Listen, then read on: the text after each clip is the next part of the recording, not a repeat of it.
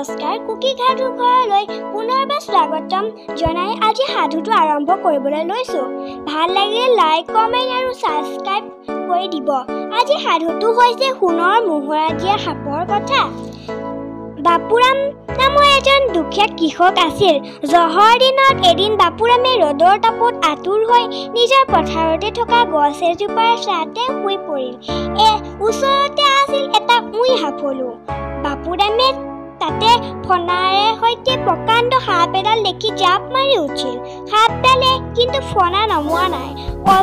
অতল সাপডালৰ তেনে ৰূপ দেখি বাপুৰামে ভাবিলে, এওঁ নিশ্চয় পথাৰৰ দেৱতা।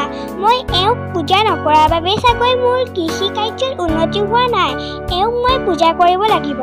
এনেদৰে ভাবি বাপুৰামে এৱা গাখীৰ অলপ ওচৰৰে এঘৰৰ মানুহৰ পৰা খুজি আনিলে। গাখীৰখিনি চৰু এটাত বাকি দি সাপডালক পিনে আগবঢ়াই দি ক'লে, হে প্ৰভু, তুমি ইয়াত থকাৰ কথা মই জনা নাছিলোঁ, সেয়ে পূজা কৰা নাছিলোঁ, মোক ক্ষমা কৰা। তাৰ পিছত বাপুৰামে ঘৰলৈ উভতিল। ৰাতিপুৱা বাপুৰামে পথাৰলৈ আহি সাপক গাখীৰ দিয়া চৰুটোত এটা সোণৰ মোহৰা দেখিলে।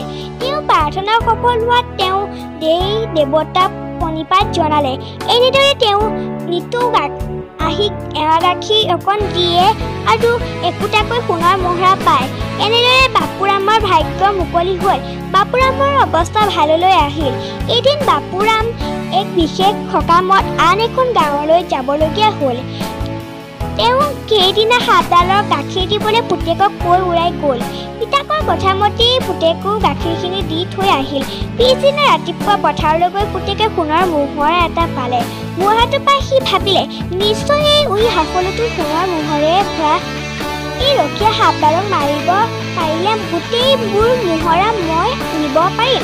এই বুলি ভাবি বাপুৰাম পুতেক সাপডালক টাঙোনেৰে মাৰ সোধালে।